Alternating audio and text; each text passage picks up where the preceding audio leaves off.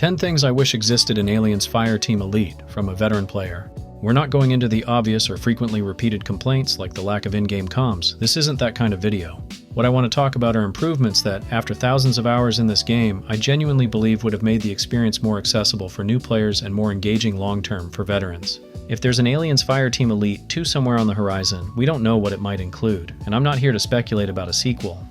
This is about looking back at the original and asking, what additions would have made it just a little more flexible, a little more welcoming, and a little more dynamic? None of this is criticism for criticism's sake. It's simply perspective from time spent in the field. First, player-to-player transfers. Allow players to transfer consumables and credits while on the Endeavor. I've lost count of how many times I've been grouped up with veteran friends who are out of a specific consumable or short on credits, while I'm sitting on more than I'll ever use. We're about to deploy together, but we can't redistribute supplies.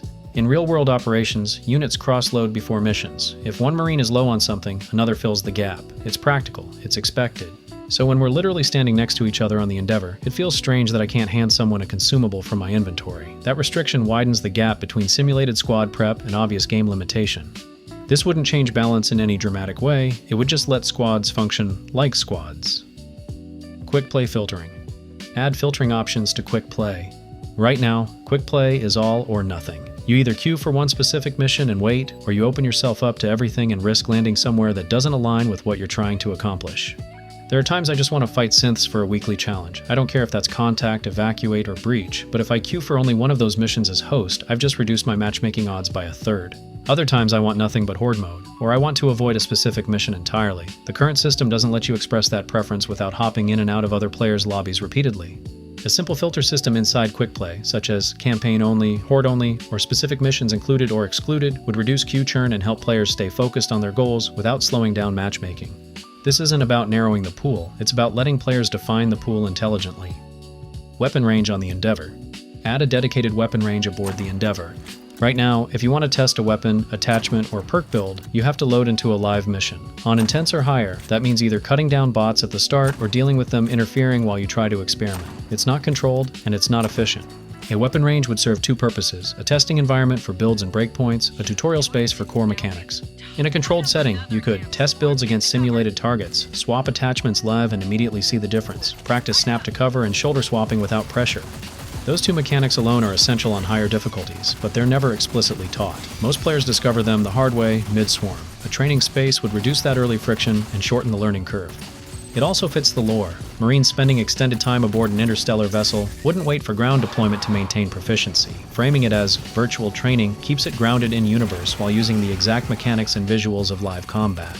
No teammates, no swarm pressure, no noise, just skill development and build testing, because untrained Marines don't last long. In-game Armory Tool. Add a true build comparison tool inside the Armory or weapon range. The game currently allows you to compare two weapons side by side, but you can't meaningfully compare different builds underneath those weapons without screen hopping. You're limited to the build you're currently armed with versus only one other configuration of the comparison weapon.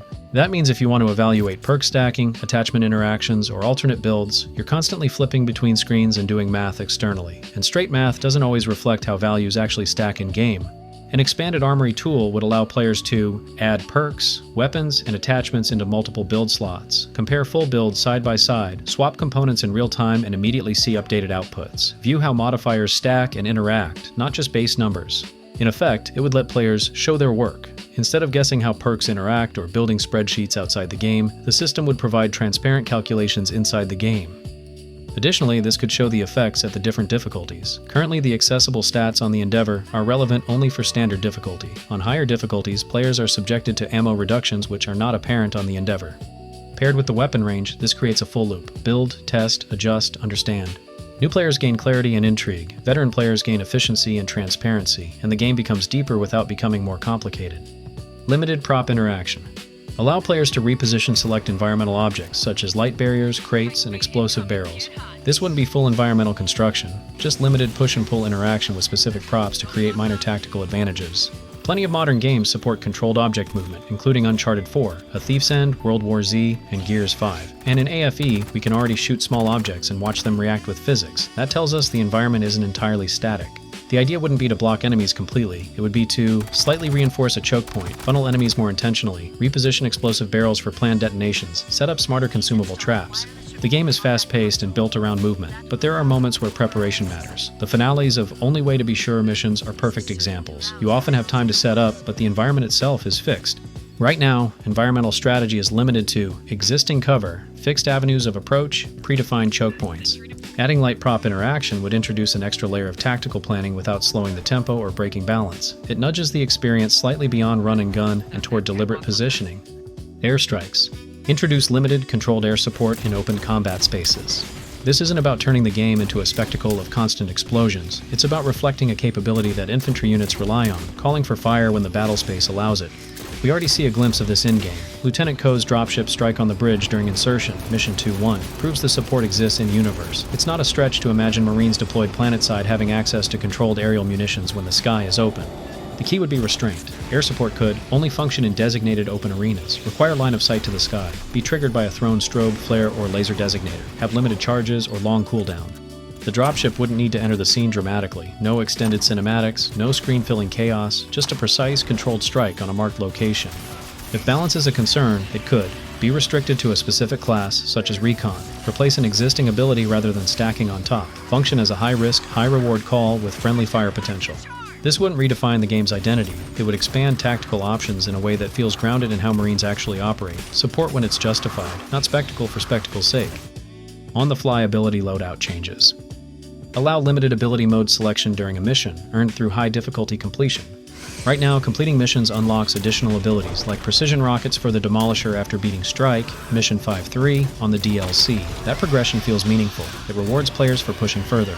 For example, beating Regicide, Mission 4-3 on Extreme or Insane could unlock the ability to switch certain ability modes mid-mission, not adding power, adding flexibility. That creates a strong incentive to move beyond standard or intense. There are already cosmetic rewards tied to higher difficulties. This would be a mechanical reward that deepens mastery rather than inflating stats. If you conquer Insane, you gain greater utility within your class toolkit. That flexibility then helps you continue operating effectively at Extreme and Insane, reinforcing the high skill loop. Some examples could be Technician, selectable turret modes, different fuel sources or barrel configurations that change behavior rather than raw damage. This could be framed as swapping components from a consumable kit. Gunner, grenade modes such as delayed detonation, contact detonation, concussion, or incendiary. Some of this behavior is perk adjacent already, but making certain variations inherent kit options would free perk space and increase tactical choice. Recon, switch pups drone modes in real time between spotting, guard dog, best friend, or bloodhound depending on the situation.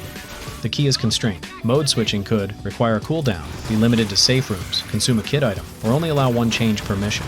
This wouldn't make classes stronger across the board. It would make experienced players more adaptable, while giving newer players something aspirational to work toward. More versatility, same identity. Alpha and Beta improvements. Solo and partial squad play are a major part of Aliens, Fireteam Elite. Alpha and Beta fill that gap, but their behavior is largely fixed. These suggestions aren't about turning companion synths into elite operators who clear missions for you. They're about giving players light control and intentional structure, so companion synths feel like squad members instead of placeholders. Small adjustments to command logic, loadouts, and roles could make solo and two-player runs more strategic without lowering the difficulty ceiling. Command pings. Add limited command functionality for Alpha and Beta. Right now, companion synths operate on fixed behavior logic. You can place in-game tags, but they don't meaningfully respond to them. That creates friction in situations where tactical direction matters. A simple command system could allow players to direct a companion synth to move to a specific location, assign a specific target for focus fire, toggle between offensive and defensive behavior modes. For example, during boarding, Mission 3-3, you might want a companion synth to prioritize destroying ceiling power cores while you manage crowd control. Currently, that kind of task delegation isn't possible. This wouldn't require complex squad micromanagement. Even a lightweight system such as move here, hold position, focus target, stay close would give players enough control to prevent unnecessary losses and better align synth behavior with player strategy. The goal isn't perfect AI, it's alignment. Loadout control. Allow limited weapon selection for companion synths. Currently, Alpha and Beta are locked into a pulse rifle and grenades. That consistency makes them predictable, but it also limits their usefulness across different mission types and team compositions.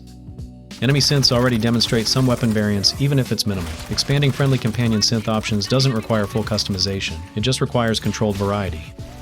This wouldn't mean giving them high-risk area of effect weapons that could create friendly fire problems. In fact, certain weapon categories could be intentionally restricted to prevent that.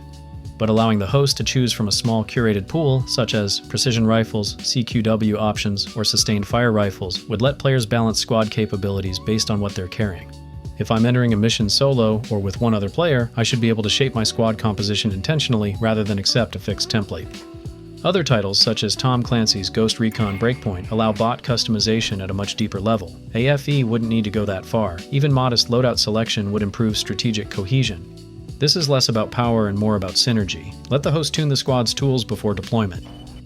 Role presets. Introduce simple role presets for companion synths. This wouldn't mean giving alpha and beta access to full player classes. Programming complete class behavior would be unnecessarily complex. Instead, companion synths could be assigned one of a few basic combat roles prior to deployment. Sniper prioritizes range positioning and precision targets. CQW stays close, favors short-range engagement. Assault balance mid-range suppression and mobility. These roles would influence preferred engagement distance, target prioritization, weapon selection from the limited loadout pool. The goal isn't to create bots that can carry missions while players stand idle, especially on higher difficulties. It's to shift companion synths away from being disposable damage absorbers and toward being intentional squad components. With defined roles, solo play becomes less about managing two liabilities and more about coordinating a small unit. That adds depth without undermining difficulty, more adaptability, same challenge. Let's wrap it up. None of these ideas are about fixing a broken game. Alien's Fireteam Elite stands on its own. I've put thousands of hours into it because the foundation is strong. These suggestions are simply reflections from long-term play, small additions that could have increased flexibility, improved onboarding, and added a little more tactical depth without changing the identity of the game. If a sequel ever comes, maybe some of these ideas naturally show up. Maybe they don't. Either way, the goal here isn't criticism, it's appreciation paired with perspective. These are the kinds of additions that strengthen squad cohesion and keep players engaged for the long haul. So, what features do you wish Alien's Fireteam Elite had? I'd love to hear your feedback in the comments. If you enjoyed these reflections, check out my other videos that feature gameplay, tips, and fan-made music. I'll see you out there in quick play.